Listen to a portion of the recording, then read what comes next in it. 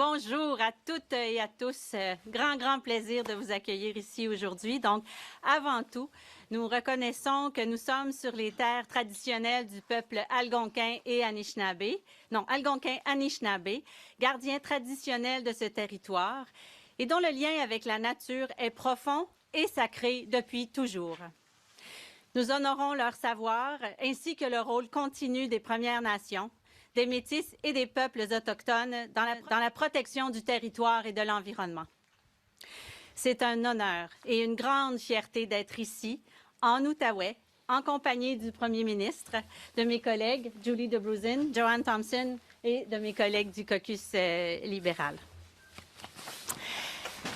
Au Québec, comme partout au Canada, la nature est au cœur de notre identité.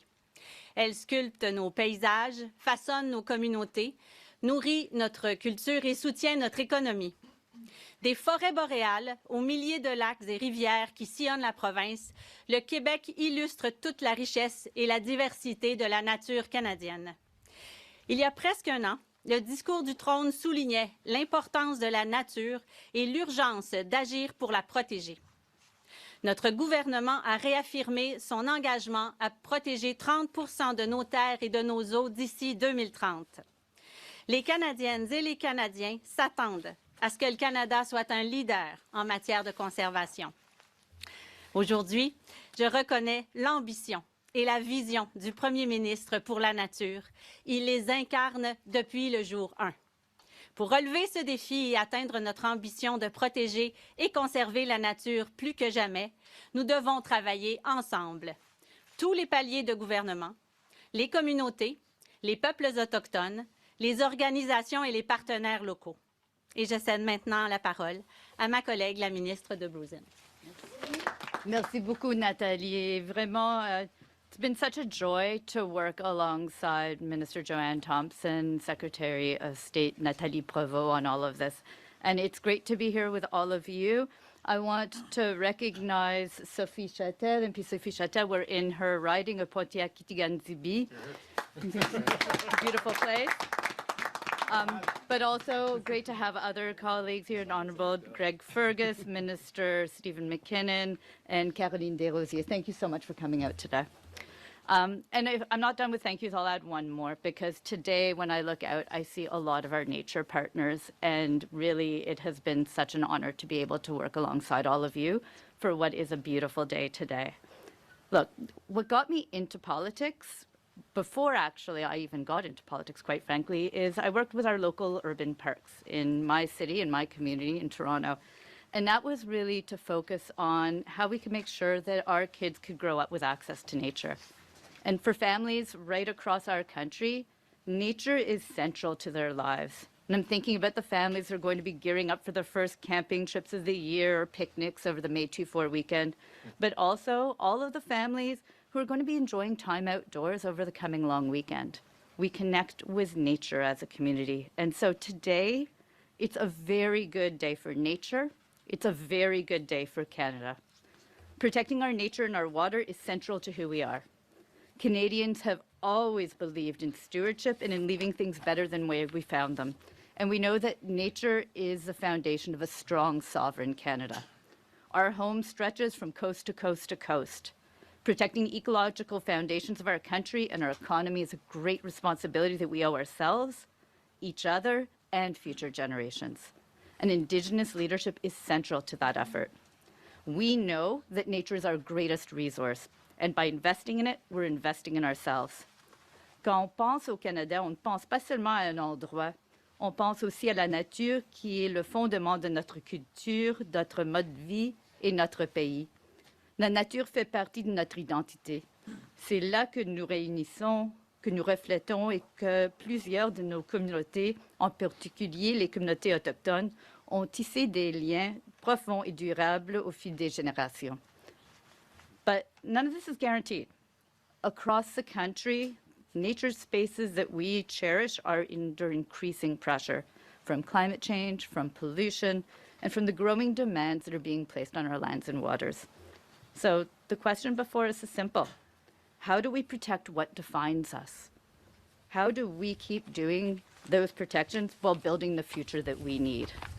That's a challenge and the responsibility of our time. Our announcement today reflects who we are as a country, people who understand that our environment, our economy, our communities are strongest when we grow together. Protecting nature is not separate from building Canada, it's central to it. We have a plan to build Canada strong, powered by nature. We are lucky to have a leader for our country who is a champion of nature and the environment. And it's my absolute pleasure to be able to introduce Prime Minister Mark Carney. Thank you for being here. Merci beaucoup. Bonjour à toutes et tous. Et merci, Julie, pour votre travail et celui de Nathalie et Joanne. Nathalie Provost et Joanne Thompson et toutes les équipes qui sont représentées ici. Vous avez rendu ce jour historique et vital possible. C'est un plaisir d'avoir le parc Gatineau en arrière-plan, un joyau du Québec et de la région de la capitale nationale du Canada. Our country is blessed by an incredible natural heritage. From the rugged Atlantic shores to the towering peaks of the Rockies, from the sweeping prairies to the boreal forests, from the Arctic to the sprawling mountains of British Columbia. Nature is at the heart of Canada. It is at the heart of our identity. Nature strengthens our sovereignty, it supports our economy, it sustains our lives and livelihoods. Nous nous trouvons dans une province où cette réalité est profondément ressentie, où le paysage façonne la culture, la langue et la vie quotidienne. Tout comme les rivières qui se jettent dans le Saint-Laurent, qui sont des voies navigables et des artères vitales pour les écosystèmes. En tant que Canadiens et Canadiens, la nature est dans notre nature. Notre milieu naturel nous distingue du reste du monde. Nos terres s'étendent pour former le 12e plus grand pays du monde, bordé par le plus long littoral du monde. Canada is home to 20% of the world's fresh water, 25% of the world's wetlands, almost a quarter of the world's boreal forests, more than 80,000 species from the iconic polar bears, beavers, Canada geese, to the unique eastern wolf, Vancouver Island marmot, and the Perry caribou. Nature is also an asset that provides a flow of goods and services over time. These ecosystem services make nature our greatest ally in the fight against climate change. They help mitigate and reduce the severity of climate disasters. Wetlands absorb carbon and they absorb excess rainfall. Forests prevent erosion and floods. Healthy ecosystems reduce the impacts of severe weather that can damage our communities. While protecting us, nature also provides for us, including the very building blocks of life, food, clean water, materials for shelter. And our ecosystems provide massive economic benefits for Canadians. One example, the sites managed by Parks Canada alone contribute over $4 billion to Canada's GDP, and they employ over 37,000 Canadians. Quand on ne protège pas la nature, on ne fait pas un choix économique avantageux. On fait un choix qui va à notre encontre. Now, the very scale of Canada's natural heritage makes our choices consequential for the entire world. And Canada has been a world leader in protecting global nature. Some of you, those behind me, those in front of me, those watching, were at the UN Biodiversity Conference in Montreal in 2022, where Canada helped secure a landmark agreement to halt and reverse global nature loss, the Kunming-Montreal Global Biodiversity Framework. As part of it, we and others committed to one of the world's biggest conservation goals, protecting 30% of our lands and waters by the end of this decade, 30 by 2030. This included a commitment to identify critical areas for our biodiversity and ecosystems, and by conserving these habitats, helping to limit the effects of climate change. Pour un pays aussi vaste que le nôtre, protéger 30% de nos terres et de nos eaux est un engagement ambitieux. C'est un engagement que notre gouvernement s'efforce de respecter avec détermination. À cette fin, nous présentons aujourd'hui un plan, une force de la nature, la stratégie du Canada visant à protéger la nature. Today, we're launching a force of nature, Canada's strategy to protect nature. This is an ambitious new plan that invests $3.8 billion of new funds across three pillars: protecting nature, building Canada well, and valuing nature and mobilizing capital. Nature is a force for our well-being. When we're protecting nature, we're protecting Canadians, the air we breathe, the water we drink, the rivers we swim in. That's why today we are putting in place enduring mechanisms to achieve that goal of protecting 30% of our lands and waters by 2030. To get there, we're moving forward with a comprehensive approach. We'll create new national parks and marine conservation sites, new national urban parks, everything that Julie got into politics for, and more, and new so-called other effective area-based conservation measures, which are sites where the land and water can be conserved while allowing some other activities. Creating these spaces is ambitious. It requires significant funding. And we know we can't do it with just public money alone. That's why we'll work with the private sector to catalyze investments and preserve our lands and waters. Now, we're starting investing in our existing national parks to safeguard the extraordinary sites so they can be experienced for generations to come. We all have our connections. Just outside of Fort Smith, Northwest Territories, where I was born, Wood Buffalo National Park has made the preservation of the bison and the whooping crane possible, both endangered species when I was born. When I was growing up in Edmonton, I made lasting memories in Jasper National Park, just as my kids did here in Gatineau Park.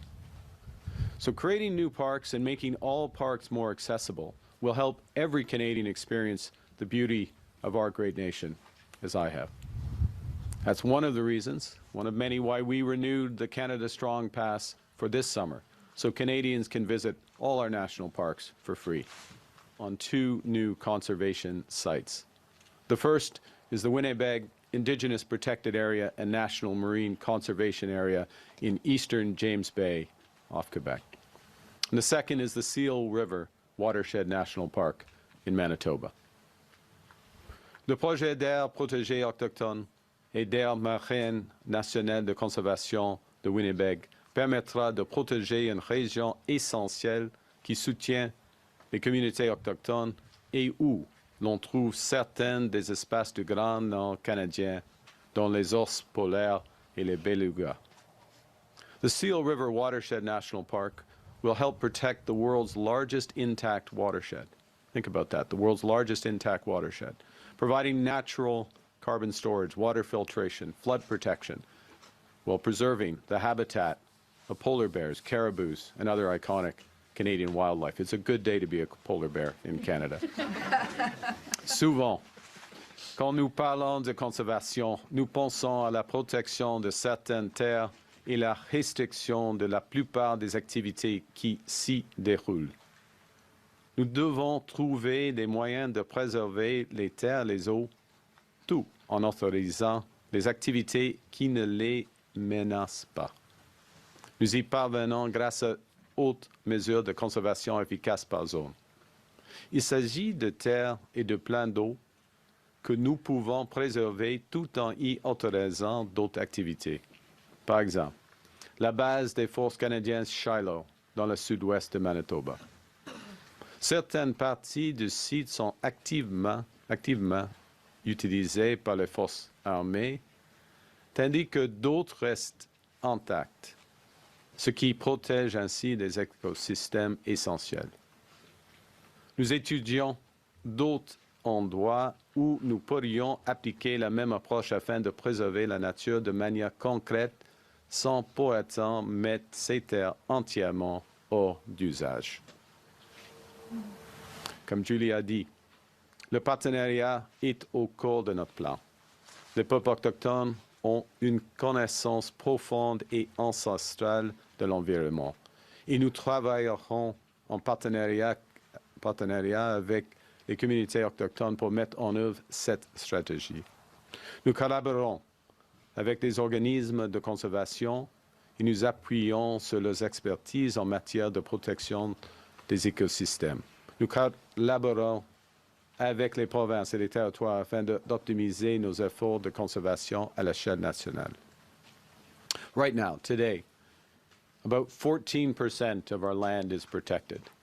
And through these new parks and conservation areas, we will add an additional 16% by 2030, achieving fully our 30% goal. It's a big day. Thank you. And as we protect our land, we will protect our waters. We're establishing up to 14 new marine protected areas and conserved areas, and up to 10 new national marine conservation areas. 2 of these areas are in the Arctic. The Saveur-Juak and the Kikitait marine protected areas. Together, they'll help protect the habitats of species that are central to Arctic ecosystems: walruses, belugas, and you guessed it, polar bears. In total, these new conservation areas will add over 12%, bringing us towards our 30% target for marine protected areas at about 28% of protected waters once complete. So we've got work to do to close that gap, and we will close that gap. To restore our waters, we're also removing one of the deadliest forms of marine pollution, ghost gear. That's gear, abandoned and discarded fishing gear that harms marine mammals and seabirds. And I heard about this on the wharf in West Pubnico on Friday, the importance of extending this, and I knew that Minister Thompson had stood up. We're extending the Ghost Gear Fund, which has already removed over 2,500 tons of fishing equipment from Canada's waters since 2020. We're investing as a government in existing efforts that deliver the best results, like the Pacific Salmon Strategy, which protects this vital lifeblood of ecosystems on the West Coast. And we're investing in Canada's Atlantic Salmon Strategy to stabilize and then rebuild wild salmon populations. Une économie forte et résiliente dépend d'écosystèmes sains. Concilier préservation de la nature et développement présente 2 avantages. Cela stimule la croissance tout en protégeant l'environnement naturel qui est le fondement de notre économie. Et notre gouvernement s'attache sans relâche à bâtir une nouvelle économie fondée sur de grands projets d'infrastructure. Nous bâtirons de manière durable en préservant notre environnement naturel. Car la force d'un pays dépend de la santé de ses terres et de la qualité de ses eaux. Et la nature est un moteur pour notre économie grâce à la vigueur de ses écosystèmes. Nous devons adopter des méthodes de construction qui favorisent nos efforts de conservation tout en créant et en protégeant des aires destinées à la préservation de la nature et de la faune. Through more comprehensive mapping of our nature, which is part of this plan, we'll have a better understanding of the biodiversity and carbon sequestration capacity across Canada. That improved mapping will create predictable pathways for project approvals and catalyze investment in conservation. Nature can be a force for good that mobilizes private capital that protects the environment. I know this from my work as the UN Special Envoy for Climate Action and Finance, when the private sector incorporates reducing emissions and protecting nature in their value chains, they have greater incentives to invest and are more motivated to reduce practices that result in habitat loss and pollution. Au Canada et partout dans le monde, des modèles de financement novateurs voient le jour pour favoriser les investissements privés en faveur de la protection de la nature. Afin de tirer parti de ces outils, nous mettons sur pied un groupe de travail d'experts sur la comptabilisation du capital naturel et le financement de la protection de la nature. Le groupe de travail définira comment mesurer la valeur de la nature et étudiera les moyens de la considérer comme un actif qu'il faut protéger, une richesse dont nous ne pouvons pas nous passer. C'est en suivant l'état de nos écosystèmes avec la même rigueur que celle dont nous faisons preuve pour suivre les rendements économiques et financiers que nous jetterons les bases nécessaires aux décisions d'investissement visant à protéger les milieux naturels. So, our national identity is rooted in our country's magnificent, diverse landscapes like the one behind us.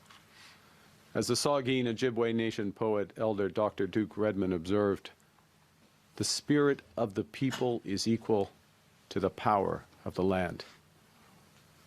Ce dont nous avons hérité en tant que Canadiennes et Canadiens est extraordinaire. Toutefois, nous avons une responsabilité, une grande responsabilité, celle de protéger ces richesses. C'est d'être les gardiens des terres et des eaux dont nous jouissons pleinement. Il s'agit d'une responsabilité que le nouveau gouvernement du Canada attend d'assumer avec une détermination sans faille. Merci beaucoup. On prend des questions. Merci, Monsieur le Premier ministre. Nous allons maintenant... Merci beaucoup. On prend des questions. Merci, Monsieur le Premier ministre. Nous allons maintenant passer à la période de questions. Nous allons faire 20 minutes. Première question. Nick.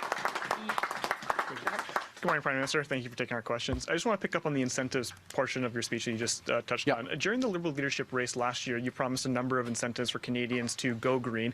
Specifically, from your campaign page, you promised to introduce home retrofit incentive programs, recapitalize the Greener Homes Grant, boost the heat pump program, and introduce mortgage discounts for Canadians who make energy-efficient retrofits. And although the government has introduced the EV rebates program earlier this year, those other measures that I just mentioned have not materialized. And so my question is, why hasn't the government delivered on those? And are you still committed to those specific measures? We're still, I'll answer the second part first, still committed to specific measures. And one of the things that we're doing as part of alignment of government activities, you prompted this announcement, which is transferring some of those responsibilities to environment and climate change, so under Minister DeBrusen, so that we get that direct alignment. In many cases, those programs were under Natural Resources Canada and move over to that. And, you know, one of the things we're really focused is, and you saw it with the EV mandates, the associated charging infrastructure, the other changes we made there, is making sure that when we refresh these programs and rebring them, that they're going to be as impactful as possible. So part of it is just the work in order to deliver that. But it is a priority, and I appreciate the question. Thank you. Prochaine question. Laurence. Oui, bonjour, M. Carney, Laurence Martin, Radio-Canada. Je vais vous amener sur un autre sujet. Okay. S'il y a un référendum sur la souveraineté au Québec, et que la question est, voulez-vous que le Québec se sépare, oui ou non, du reste du Canada, et qu'au moins 50% plus un des Québécois disent oui, est-ce que pour vous, c'est une majorité suffisamment claire pour reconnaître un Québec souverain? Le focus du gouvernement est de fédéralisme coopératif avec le Québec et des provinces, et on travaille dans une étroite collaboration avec le Québec, premier point. Deuxième point, et c'est un moment où le pays devenir, selon moi, selon des sondages, selon des efforts, de plus en plus unifié. Et un aspect, une valeur québécoise, qui est aussi une valeur canadienne, c'est la responsabilité de protéger la nature et la valeur de la nature. C'est au sein de, selon moi, c'est au sein de l'identité québécoise et l'identité canadienne. Je vous entends, M. Carney, mais en même temps, la possibilité d'un référendum est quand même réelle. Et je pense qu'il y a beaucoup de Québécois fédéralistes et souverainistes qui aimeraient une réponse claire. Donc, est-ce que 50% plus 1 pour vous, c'est suffisant? Parce que certains de vos prédécesseurs ont dit non, il faudrait que ce soit plus. Madame Martin, nous vivons dans une démocratie et avant, la première réponse claire sera dans l'élection du Québec en novembre. Merci. Donc, vous voulez pas Prochaine vous question. engager? En attente. Prochaine question. Globe and Mail. Oui. Prime Minister Stephanie Levitz, the Globe and Mail. I'm wondering, do you still intend to fulfill the Liberal government's promise to get daycare fees down to $10 a day on average nationwide? And if so, by when? Well, first off, we are standing foursquare behind the importance of affordable national daycare. It is a shared responsibility with the provinces. We work with the provinces in order to do that. So it's an answer that's provided jointly with the provinces. It's a shared jurisdiction, a shared fulfillment of that. Is that goal dead? It's a series of negotiations and discussions, and they're ongoing. And we're in a position where hundreds and hundreds of thousands of families are saving because of the child care program. Saving, and it depends on the province, but saving anywhere from the high single-digit $1,000s a year to $25,000, $30,000 a year in child care fees. Next question. Global News. Prime Minister, do you agree with the 2021 House of Commons vote that China's persecution of Uyghurs is a genocide? Look, there are fundamental issues in terms of China's treatment of the Uyghurs in the past, and they've been rightly called out. Do you agree that it's ongoing? That it's ongoing. There are serious issues that remain, which is why I've raised human rights issues with my Chinese counterparts in our engagement, and it's why it's essential in our dealings with China and commercial dealings with China that we have transparency in terms of where goods come from, the treatment of those workers, and that they fully meet our standards in terms of child labor, slave labor, human rights. Next. En français, est-ce que c'est un génocide juste sur... Est-ce qu'il y a un génocide contre les Ouïghours?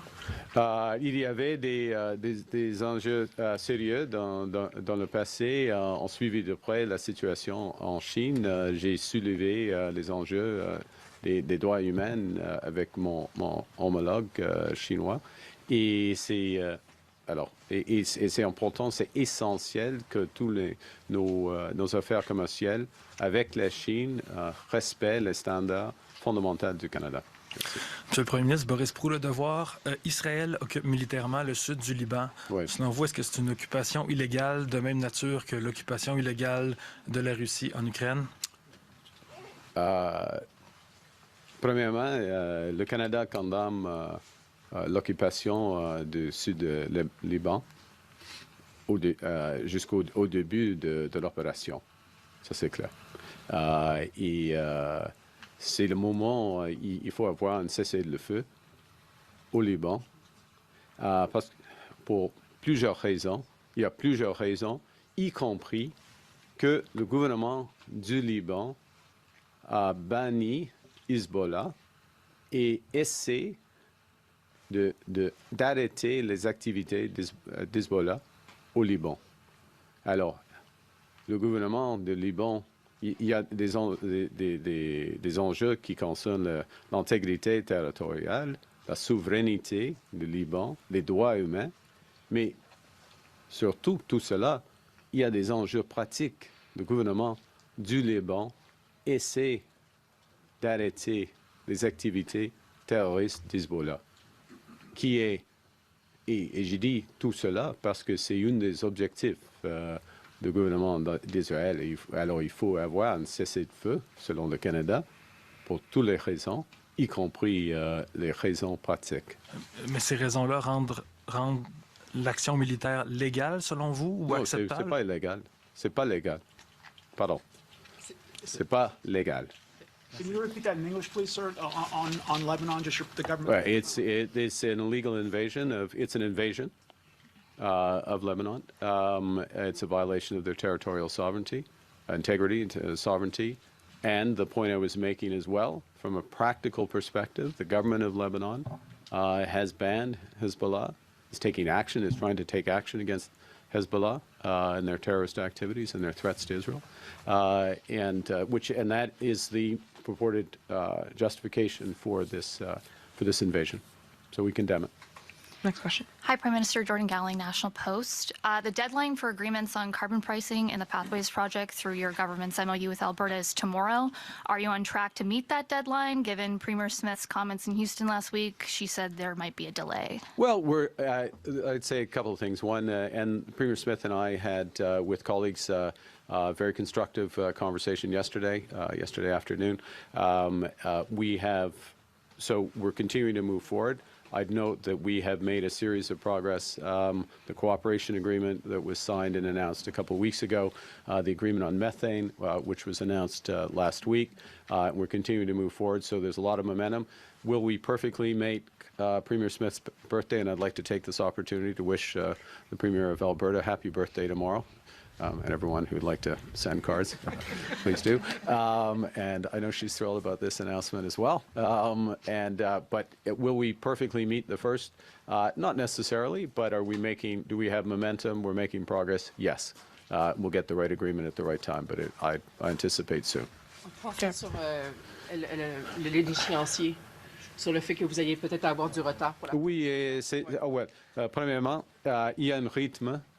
Un momentum, un rythme dans les discussions. Il y a de progrès entre le gouvernement du Canada et le gouvernement d'Alberta, un accord de coopération, un accord sur méthane, beaucoup d'autres progrès mais peut-être ça va prendre. Et j'ai eu une conversation, une discussion très constructive, très longue, très constructive avec la Première ministre Smith hier. Alors, il se peut qu'il prise plus de temps, mais pas trop de temps. Okay. And what are contributing kind of to those delays? No, it's it's very. If I may, it's a very. It's a complex, very important set of negotiations. Discussions, we want to get it right. We want to have a framework that works. And as I say, we've made a series of progress. These are constructive discussions, and we're just working it through. And look, we'll do our best to meet. Do I think we're going to announce an agreement tomorrow? No, I don't think we're going to announce an agreement tomorrow. But I feel very good about the progress and the state of the discussions. Thank you. Next question. Hi, Prime Minister Tom Perry with CBC. Hi, Today's the deadline for gun owners to make their declaration as part of the federal buyback program. Public safety says I think it's about 57,000 guns have been declared, but you budgeted for up to 136,000. So I'm wondering, what do you think about the uptake? And are you worried that, given it isn't as high as what you budgeted for, that there's still going to be a lot of prohibited weapons out there? Well, first off, I'd like to salute those who've worked on making this possible, and those gun owners who've brought forward their weapons for compensation. We'll evaluate the full program and next steps. There's time between now and when the law fully takes effect later in the fall. But what do you think about the uptake, though? I mean, is it as high as you want? It's not as high as you want it to be. Well, it's not as high as as the estimates of the numbers of by definition. I mean, your figures are I have the same understanding of the broad figures, so there's obviously a gap there. Thanks. Next question, Abigail. Abigail Beeman, CTV News. Are you considering cutting the federal gas tax to help Canadians at the pump? And at the same time, if you get a majority government in 10 days, are you considering proroguing Parliament, which may get in the way of any potential legislation? Okay. I'm going to answer the second one first. Absolutely not. It has never even entered my thinking, the possibility of that. So I couldn't have been more surprised to see a suggestion that was under consideration. Alors, en français, c'est aucune chance. On va faire une prorogation du Parlement. C'est pas une idée du gouvernement. Monsieur, the House, I'm sitting here, the House leader would personally, he wouldn't be happy with me. I don't want to suggest that he would do anything more extreme. But no, we are... en français, le gouvernement travaille avec le Parlement. Nous sommes we are absolutely focused on working with Parliament, getting legislation through Parliament, adjusting legislation where it needs to be, where it's better informed by the discussions in Parliament, where we have to make compromise in order to do it. And we've shown that. We've shown that consistently. And I think what we've seen, certainly in the last 2 months, is the real progress that we're making across a range of bills in crime, the Budget Implementation Act, other aspects. So there's no question of that. And I've already forgotten the first part of your question, Abigail, so sorry. Gas. You said a few days yes. ago that you are following it closely. Yeah, we are following it, yes, Abigail, we're following it closely. And, we, in the context of fiscal realities, other measures we've taken to improve affordability, the persistence of the potential oil price, the higher gas price. So we have to take all of that into account, and we'll have a fiscal event in the spring with the spring update, and that would be the right time to fully answer that question. Is there a date for that economic update? Pas encore. Yeah, pas encore. No. We're going to bookend it with Okay. CP. Dernière question, last question. Oh, wow. Different topic from this one. Groundhog Day. Yeah. U.S. Air Force General Gregory Guillot, who's the head of NORAD, was at a U.S. Senate committee hearing recently and said that fifth-generation fighter jets aren't needed to defend North America's borders and that they're better used attacking overseas targets. He said his preference was to see continued modernization of the fourth-generation fighters. And so my question is, how do you explain that buying a full F-35 fleet that Canada might not even need for continental defense is a good use of taxpayer dollars? And have you read the government's F-35 review report yet? There's a lot in that. Yeah. The first is, we have to take a range of, the government will take a full range of considerations into making this important decision. The first and foremost is defending Canadians and what is best suited with other equipment, with our allies and capabilities to defend Canadians and all of Canada. Very much including the Arctic, and you've seen a series of announcements around those, including around Arctic airports and other aspects. So that's the starting point, and that observation. There are a range of views, but that observation, obviously, an expert opinion. That observation is it's not inconsistent with some other views that have been expressed. In addition, there's value for money, and there is the broader economic benefits for Canada that will come into consideration, and we'll make that determination at the right time with the full information. Thank you, Prime Minister. Merci, Monsieur le Premier Merci ministre. beaucoup. C'est ce qui me fait notre conférence de presse. Thank you. Merci. Very good. So,